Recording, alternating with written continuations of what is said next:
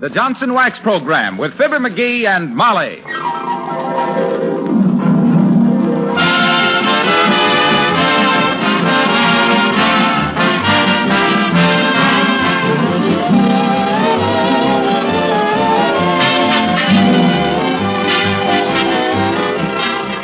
The makers of Johnson's Wax and Johnson's Self-Polishing Glow Coat present Marion and Jim Jordan as Fibber McGee and Molly with Donald Novis, Bill Thompson, and Billy Mills Orchestra. The show opens with Embraceable You.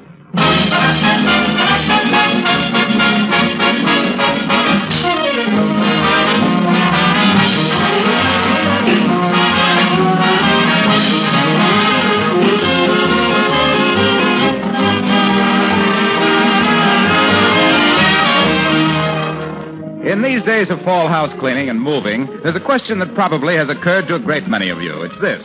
Is there anything I can do now that will make my housework easier throughout the year and at the same time add greater beauty to my home? Well, there is an answer to that question, and here it is.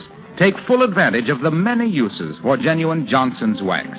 You may be using Johnson's paste or liquid wax now on your floors. If you are, then you know how much easier it is to keep the floors clean and how much more beautiful they become with every waxing. You know that floor scrubbing is done away with. The dust and dirt cannot stick to a Johnson Wax surface.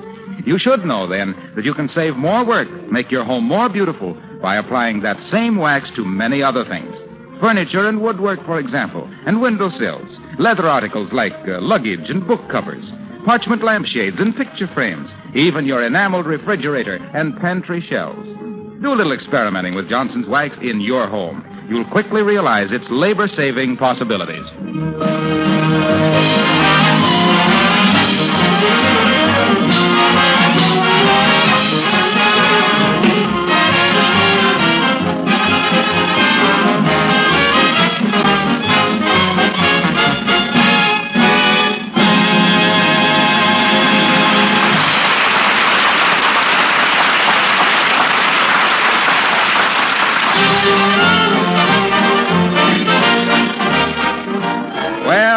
Opportunity is approaching the McGee home tonight. Yes, here he is. He checks the house number, 79 Wistful Vista, with a slip of paper in his hand, and... aha! Opportunity knocks. And here in the living room, all unaware that destiny is pointing a well-manicured finger at them, we find Fibber McGee and Molly.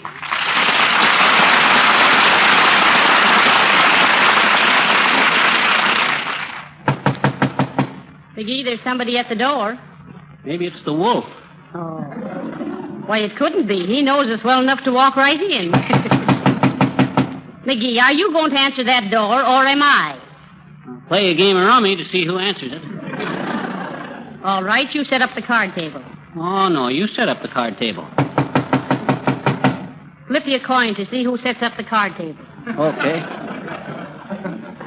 Dad it, I ain't got a coin. Oh, dear, I'll go. Yes? How do you do? Is this the Fibber McGee residence? Yes, it is. Is Mr. McGee at home? Yes, he is. May I see him, please? Yes, you may. McGee, put your shoes on. A gentleman to see you. If he's a gentleman, he wouldn't notice I got him off. Just step in, sir. Thank you. Are you Fibber McGee? Well, that's how I'm known locally, Bud. Though during the Boxer Rebellion in China, I was known as Ping Fooey Hao, the hero of Choi Mu. They gave me that name in the campaign of 1902 when I penetrated the interior of Ging Hoi with a cake of ice on my head. Cake of ice on your head? Yeah, I was disguised as a coolie. Well, sir, I said to this... McGee, why don't you see what the gentleman wants? And I don't think he wants any of that. Huh? Oh, excuse me, Bud. But whenever I meet anybody from China, it kind of brings back the good old days. How long since you've been there? Been where? Why, in China. I've never been in China. Didn't you just tell me you were the hero of Choi Mu in the Boxer Rebellion? That was you, dearie. Huh? Oh, yes. Well, what can I do for you, Bud? Mr. McGee, would you be interested in making $500? Why... Oh, heavenly days. He went right through the chair. Yes. Get up off the floor, dearie, and answer the gentleman. Did you say $500, Bud? $500. Well, I must say it's a very interesting proposition. I haven't told you what the proposition is. You mentioned $500, Bud. The rest of it is mere detail. Well, perhaps I'd better introduce myself. I am Throckmorton P. Gildersleeve. Oh, I'm glad to know you, Throcky. Well, what's it all about? Simply this, McGee. Yes? I have what is probably the most complete and valuable collection of autographs in the world. Uh-huh. But I lack one signature to make it just 100% up to date. Yes. The man who gets me that signature, I'll pay $500. Oh, my. For $500, we'll get Ferdinand the Bull to write his name on the head of a pin. Yeah, that's very good, Ferdinand. But a bull can't write. Make it 550 and we'll teach him. How'd you happen to come to me, Bub? Well, I was making inquiry. Yes? I was looking for a man with nerve and ingenuity. I see. A man who's not easily discouraged. A man with persistence and stick-to-itiveness. Well, that's me, Rocky. I got more stick-to-itiveness than chewing gum on a dance floor. Why, even as a kid, I was noted for my persistency, Bud. No matter how ugly things looked, I was always in there plugging. Yes? Plug Ugly McGee, I was known as in them days. Plug Ugly McGee, the ping-pong pop of persistency with a passionate pride for prying, probing, peeking, and poking into perfection problems, poo-pooing personal perils when periodically penetrating the private practices of public personalities planning on plucking the public purse, and perennially popular as the personification of perseverance from the pound and pulse of the proud Pacific to the... Well, was I terrific?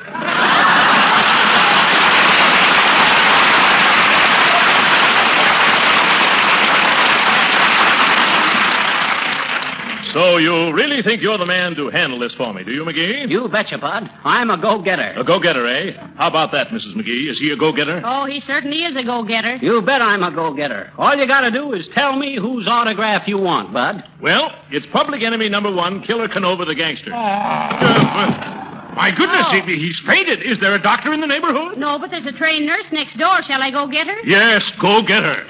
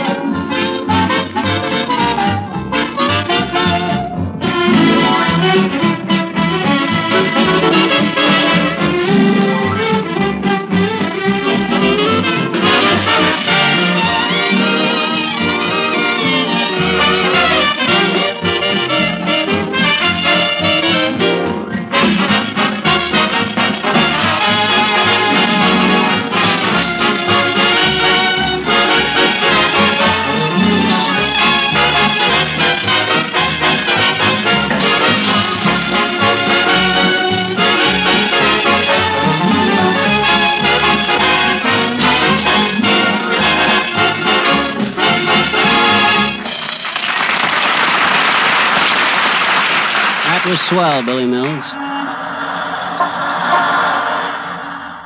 What's that smell, McGee? This is the gas house district, Molly. Killer Canova lives around here someplace. Say, tell me, dearie, why were you so upset about getting Killer Canova's autograph? Well, he's the toughest guy in the country, Molly. He's killed 82 people. Oh, my. Yeah. Well, then why don't they arrest him? They did, 3 times. Twice for double parking and once for spitting on the sidewalk. Well, they'll catch up with him sooner or later. You betcha. All he has to do is kill 14 more people, and they'll put him in jail for evading his income tax.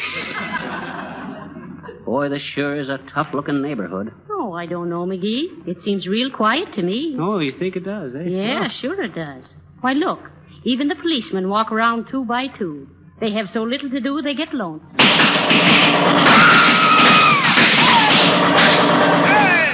Heavenly days. Hey, what the... what's going on here, Bud? Oh, nothing. Us guys from the Spadula gang uses that old building across the street for bank robbery practice, see? Oh. Yeah, that way we How can... was that, Coach? That was better, Joey. 24 seconds from stick up to getaway. But watch them signals. Uses weak on interference. And we gotta have a substitute for Bumpsy. Any harness bullet intercept him in the first minute of play. Okay, Coach. That all for today? Yeah, turn in your guns and meet me at the pool room for skull practice. Sure, Coach. Okay. My. It looks like you were right, dearie. This isn't what I would call a real peaceful neighborhood. I'll say it ain't. For the sign on that blacksmith shop. Oh. Come in and try on a new fall vest. Tailored by Hart Schaffner and Bethlehem Steel.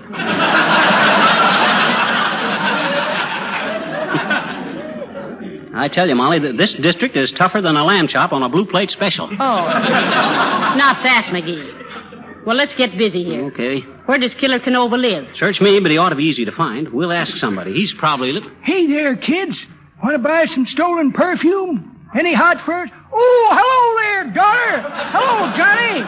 What you doing down here? Why, hello there, Mr. Oldtimer. Aren't you ashamed of yourself trying to sell us stolen goods? Hey! Never mind that, old-timer. Maybe you can tell us where to locate this Killer Canova. We want to get him to play ball with us for an autograph. KC at the bat, you might say. That's pretty good, Johnny. But that ain't the way I heard it. The way I heard it, one feller says to other feller, says, feller named Killer Canova? Oh, no, you don't, Johnny. Count me out. That feller don't give autographs. He gives epitaphs. Excuse me, I got to see a doctor about my face. It talks too much.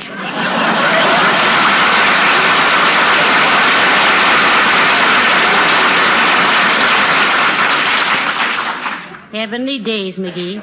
Did you see his face turn white when you mentioned Canova's name? Yeah. Why, he was scared to death. Seems to be a slight nervousness in the neighborhood. Yeah. Yeah. Maybe the police have been down here. Yeah. Kicking the gang around. That hurt. You know, Molly, I think the government needs more yeast in its dough. That $500 looks smaller to me every minute.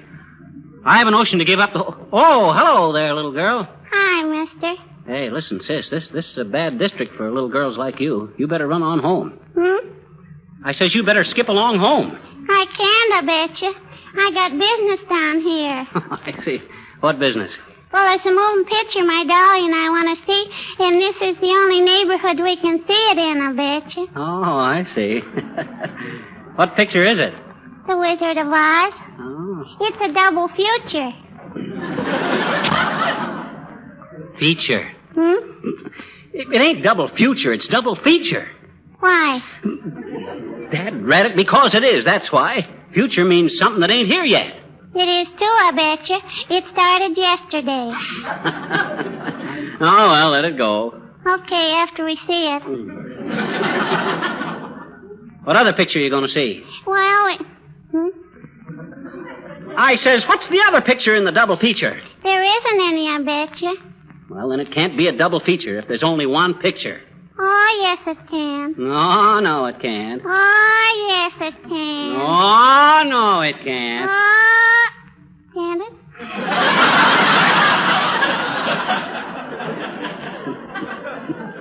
No. Look, sis, The Wizard of Oz is only one picture. So how do you figure you're seeing a double feature? Well, gee, I'm taking my dolly, and I bet you don't make any difference whether two people see one picture or one people see two pictures. So long, mister. Oh, we're off to see the wizard, the wonderful Wizard of Oz. We hear he is the wizard of Oz. If ever a wizard was, if ever a wiz there was, the Wizard of Oz is one because of the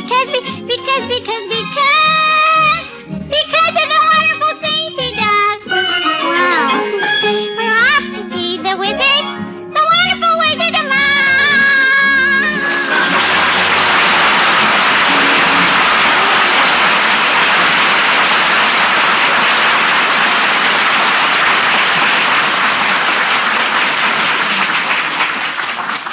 Hey, Molly. What, dearie? Look, I got an idea.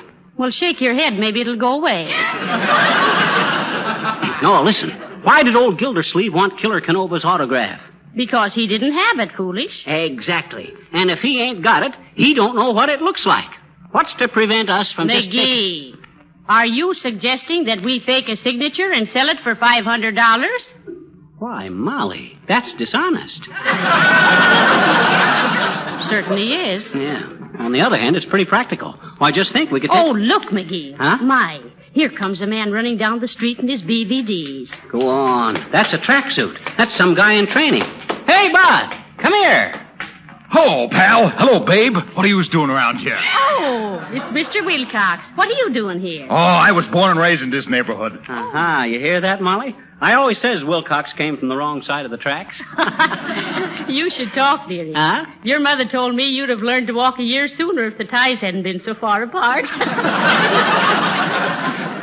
So this is your old neighborhood, Mr. Wilcox. Yeah, I like to come back once in a while and mix it up with the old gang. A bunch of my old pals is fighters down here, and I trains with them. Oh, heavenly days. I should think polishing floors and linoleum would give you enough exercise. Nah, there's nothing to that. That's kid stuff. Oh. Why, with Johnson's self-polish and glow coat, there ain't any work at all.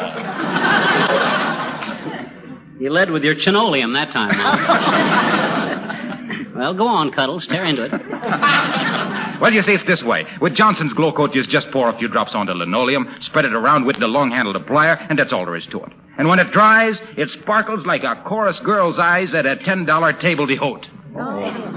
Why, it's so easy, I gets out of condition. I get soft, see? So I comes down here to work out with the boys. Oh. Well, if you're acquainted down here, Mr. Wilcox, maybe you can tell us where Killer Canova lives. Oh, excuse me. I gotta finish my road work before I cools off, and I just had a chill. Goodbye now. Imagine that. Everybody... You get that, Molly? You mentioned Killer Canova's name around here, and everybody clams up like a bowl of chowder. Well, say, now listen, let's sit down on the steps of this house and think this thing out. Okay. Now, the first thing we gotta do, Molly, is to... Oh, my. A street singer. Yoo-hoo, Mr. Street Singer. Yeah. Hey, listen, Bud, can you tell us where Killer Canova lives? Yeah, but I ain't talking, see? Oh, all right. If you won't talk, will you sing? Certainly. Nobody can hang nothing on me for that. Looks something like Don Novus, don't he, Molly? Yes, he does. What do you want me to sing, brother? I'd like to hear you sing The Lamp is Low. Okay, shall I sing it plain or with hot wicks? Hot wicks. We'll take it plain, Si.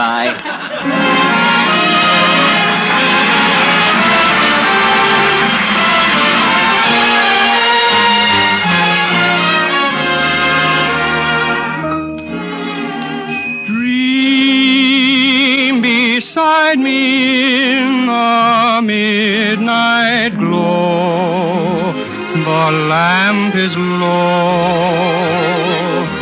Dream and watch the shadows come and go, the lamp is low. While you linger in my arms, my lips will sigh, I love you so. Dream the sweetest dream we'll ever know. Tonight the moon is high, the lamp is low.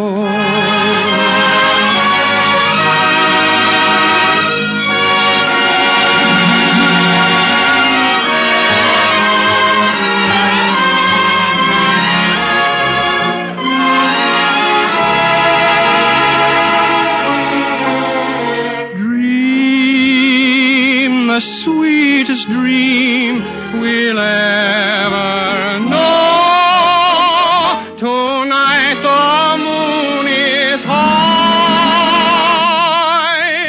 the lamp is low.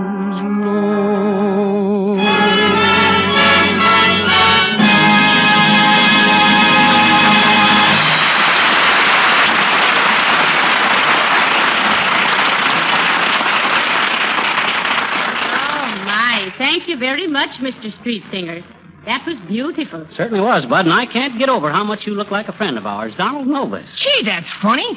You look like some pals of mine, too. Fibber McGee and Molly. It's a small boiled, ain't it? Yes, it is. Almost too small for comfort. Good night. Good night. Well, come on, dearie. Get up off of those steps. Let's get going. Oh, gee, Molly, let's sit here and rest a while. We ain't bothered. Uh-oh, here comes somebody out of the house. I beg your pardon. You're trespassing, you know. Well, we're very sorry, sir. I shouldn't have mentioned it, madam, except that strangers lurking about make the master extremely nervous.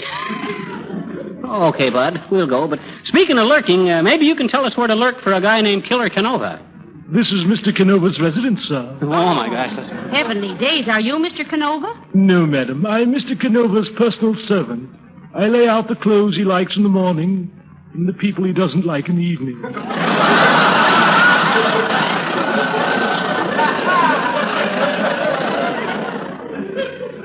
May I ask what you wanted with Mr. Canova? Oh, this is wonderful. Listen, Jeeves, or Jarvis, or whatever your name is, pop in and ask the killer to give us his autograph, will you? Yes, tell him it means a great deal to us. Oh, I'm very sorry, but what you ask is impossible. Mr. Canova never gives his autograph. Oh, come on, Bud. There's $10 in it for you, if you do. I beg your pardon. Are you trying to bribe me? Yes, we are. Shrewd judges of character, if I may say so, madam. Will you make it 25? Okay, Bud, 25. Thank you, sir. I shall do my best. If you continue to dilly-dally about for a few moments in the vicinity, I shall report my progress. May I add, however, that I'm not extremely optimistic. Thank you very much.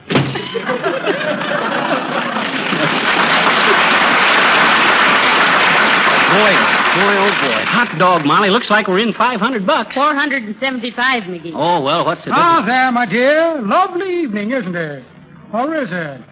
Certainly is. How do you do, Mr. Boomer? Hi, Boomer. Hello, Saucepan. If we were in the woods, I would ask what you were doing in this neck of them. Say, we've been hired to get Killer Canova's autograph, Mr. Boomer. Yeah, and we just bribed his valet $25 to get it for us. Is that so? I think I could have sold you one for 15. You could? No, it ain't too late, Boomer. Where have you got it? Well, I have it right here in my pocket somewhere. Genuine Killer Canova autograph. Came across it in the files when I was a trustee. Trustee. Now, let me see. Where did I put that autograph? Autograph. Here's a small tube of library paste, in case I ever want to stick around home and read. Invitation to an alumni dinner party. Ah, yes, a middle-aged spread, you might say. Now, please, Mr. Boomer, the autograph, if any. Oh, yes, the autograph. Have it right here someplace. Here's a small box of stench bombs. Break one if you like. It won't be noticed on this program. Strawberry lollipop. Hello, sucker. A check for short beer. Well, imagine that. No autograph. Must be in my trunk in the manager's office at my hotel. Well, good day, my dear. Good day, mugwump.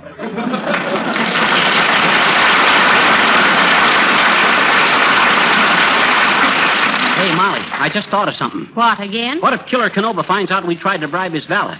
Well, what if he does? Well, shucks. That's what I say. What if he does? I don't care if he is public enemy number one. If he comes out and gets tough with me, you know what I'll do? I certainly do.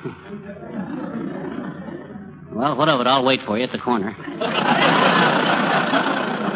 Oh, why, how do you do, Mrs. McGee? So nice to see you. How do you do, Mrs. Uppington? And Mr. McGee, how do you do? Hi, Uppy.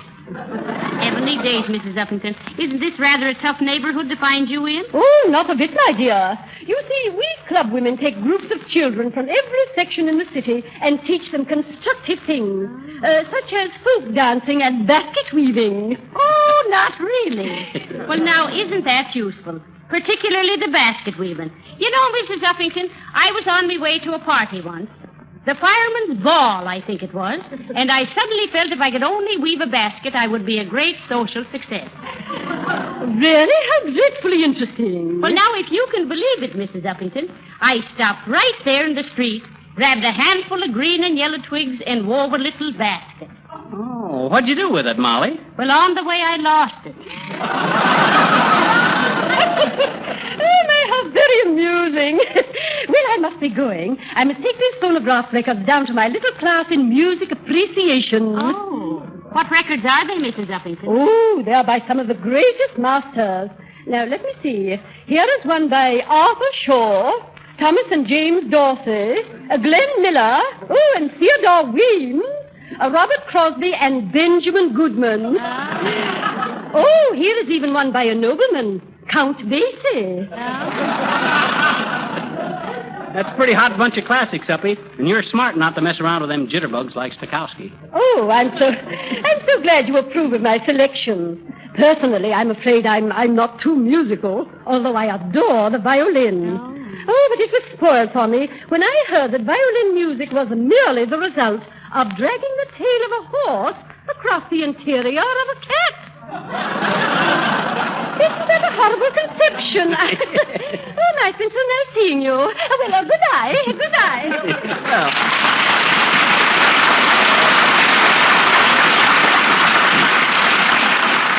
Well, as I always says, Molly, that socially this world is like a hunk of pie. There's an upper crust, a lower crust, and they both make mincemeat of the middle part. You see, you take the upper crust and put it... Hold it, McGee. Okay.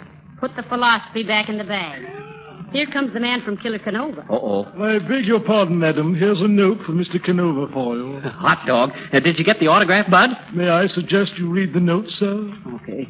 What does he say, McGee? Oh, listen. It says, Killer Canova don't give nobody no autographs. This means you. This is final. Beat it. And don't bother me no more. See? Signed, Killer Canova. Oh, yeah? Why, that dirty little sneak insulting us, huh? He can't do that to us. I'll say he can't. This for him, Bud. Oh, I say, may I ask the object in tearing up the note? Certainly you may ask. That's just to show what we think of him and his threat. But I understood, madam, that you wished his signature. Well, we did. What was the matter with the one you had? Huh? Where? On the note, madam. He signed it, I believe. Oh, heavenly day, so he did. Oh. McGee, you've ruined it. You mean that note was his... That was his signature? Oh, what'd I do that for? Oh, come on, Molly. Don't take it so hard. Don't cry. I'm not crying. I'm shivering. You just tore up a new fur coat. Oh, dear. Oh, Shaw. Oh, quite.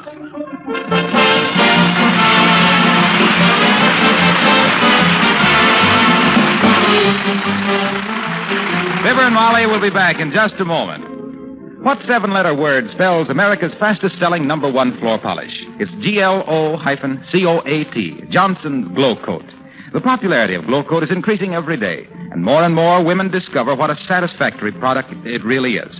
Glow Coat is as easy to use as any floor polish you can buy. You simply put it on your floor, and in 20 minutes it dries to a beautiful hard polish without any rubbing or buffing. That's why Glow Coat is called self-polishing. But easy to use is only part of the story. It's because Glow Coat gives such complete satisfaction every time that women tell their friends about it. Try self-polishing Glow Coat on your kitchen linoleum and on varnished wood floors, too. It saves you work, makes floors easy to keep clean, and greatly adds to their beauty.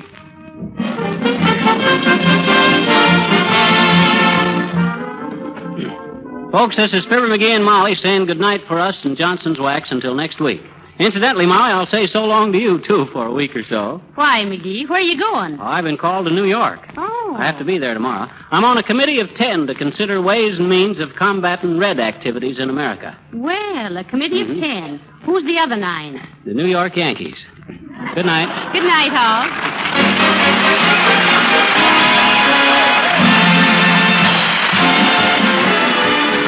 This is Harlow Wilcox speaking for the makers of Johnson's Wax and Johnson's Self-Polishing Glow Coat, Racine, Wisconsin, inviting you all to be with us again next Tuesday night at this same time. Good night. This is the National Broadcasting Company.